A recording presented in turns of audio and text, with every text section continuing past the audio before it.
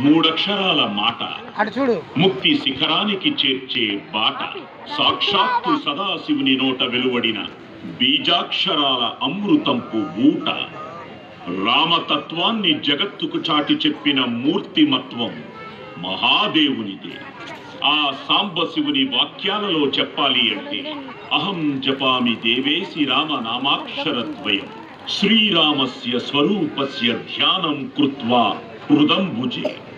నేను శ్రీరామ స్వరూపాన్ని ధ్యానం చేసి రామ మంత్రాన్ని జపిస్తున్నాను అని పరమేశ్వరుడు పార్వతీదేవికి శ్రీరామ నామధ్యానాన్ని వివరించాడు. అదిగో అలా ఆ తారక మంత్రాన్ని బోధించిన శివుని ధనుస్సు, శివధనుస్సు ఆధారంగానే సీతను పరిణయమాడిన శ్రీరాముని పుణ్యకథను దృశ్యమానం చేస్తున్న పరమ పావన పర్యాటక క్షేత్రమే రామనారాయణ. ధనుస్సు ఆకారంలో తీర్చిదిద్దిన దాశరథి చారిత్రక దృశ్యాల ధన్య ప్రాంగణం రామనారాయణ. విష్ణు మన్యామహే దేవం మానుషం దేహమాస్థితం.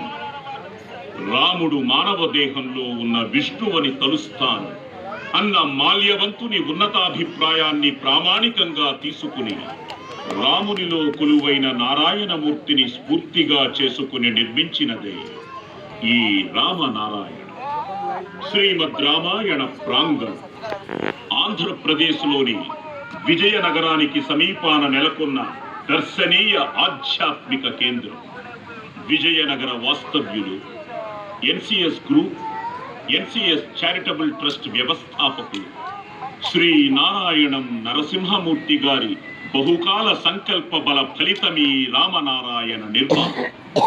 2014 మార్చి 22న శుభారంభమైన రామనారాయణ 15 ఎకరాల స్థలంలో కోదండరామ సాక్షాత్కార ప్రాంగణంగా కొలువై విల్లు ఆకారంలో రామయ్యకు కట్టిన ఈ ఇల్లు దర్శించే భక్త హృదయాల మువ్వల సవ్వళ్ల గల్లు గల్లు నాదాలతో నిరంతరం రామనామ స్మరణంలా ఈ ఆవరణమంతా ప్రతిధ్వనిస్తూ తారక మంత్ర సుధలను పంచుతూనే ఉంటుంది. వాల్మీకి విరచిత రామాయణాన్ని 72 ఘట్టాలుగా విభజించి పాత్రలను ఆకృతులుగా మలచిన కళా నైపుణ్యం చూడాలంటే మనమెంత పుణ్యం చేసుకున్నామో సంతోషంగా చింతన చేయవలసినది. తెలుగు, హిందీ, ఆంగ్ల భాషలలో ఆ సమాచారాన్ని అందించే సౌలభ్యం విఘ్న నివారక, విజయకారక వినాయక విగ్రహం, ధనువు నడిమి ప్రాంతాన 60 అడుగుల ఎత్తున రామదూత శ్రీ ఆంజనేయ విగ్రహం కనువిందు చేస్తూ ఉంటాయి. ఎక్కు పెట్టిన ధనురాకృతిలో 2 అంతస్తుల సౌధంగా నిర్మితమైన శ్రీ జానకీపతి సన్నిధానమే రామనారాయణ. మీది అంతస్తులో వింటికి ఒక తరవైపున విష్ణు ఆలయం, రెండో కొసలో సీతాలక్ష్మణ హనుమత్ సమేత శ్రీరామమూర్తి దేవాలయం. ఈ రెండిటిని జతపరిచే సుదీర్ఘమైన నడవలోనే శ్రీమద్ రామాయణ కథాకుడ్య చిత్రాలున్నాయి. నారాయణుడే రామునిగా అవతరించిన ఆధ్యాత్మిక రహస్యానికి నిర్మాణ రూప వ్యాఖ్యానమే ఈ రామనారాయణ.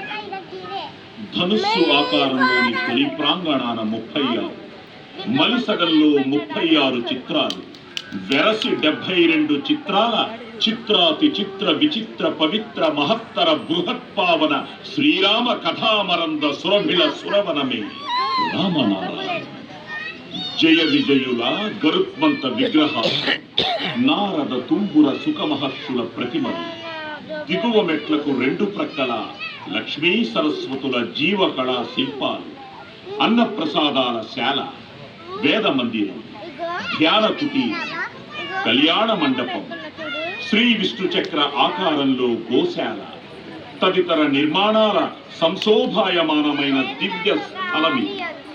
వివిధ వర్ణాల జలధారలు పొంగుతూ జ్యోతిశాస్త్రం చెప్పిన రాసులకు ప్రాతినిధ్యం వహించే ఔషధి వృక్షాల చిరుగాలి తెమ్మరల కమ్మందనాలతో తేలి వచ్చే శ్రీరామ నామాంశ ఆనందబంధురమైన పదబంధాల తీయందనపు చెమ్మందనాలతో భక్త కోటి నేత్ర పర్వమై అలరారుతున్న అత్యద్భుత శ్రీరామ ఆరామం రామనారాయణ.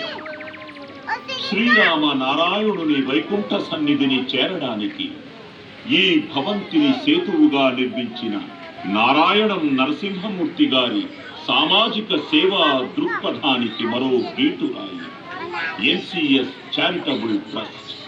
నరసింహమూర్తి గారి వంశీకుల నేతృత్వాన నడుస్తున్న ఈ ట్రస్ట్ నిర్వహిస్తున్న సద్విధులు ఇదిగో పాఠశాల బాలలకు రామాయణంలో విలువలను బోధపరిచి రామనారాయణంలో ఆయా అంశాలపై పరీక్షలు నిర్వహించడం, నిత్య అన్నదాన నిర్వహణ, ఉచితంగా యోగ విద్యా శిక్షణ, ఉచిత ధ్యానాభ్యాస శిక్షణ, విలువిద్యలో ఉచితంగా తరగతులు, గ్రంథాలయ పఠన మందిర సౌకర్యం, తిరుమల తిరుపతి దేవస్థానం నిర్వహణలో వేద పాఠశాల నిమిత్తమై తరగతి గదులతో కూడిన 2 ఎకరాల భూ వసతి, అన్ని పండుగలను నిర్వహించడం, నిత్య పూజ, మహాహారతి, మాసానికోసారి అభిషేకం, గోపూజ, కళ్యాణాల నిర్వహణలతో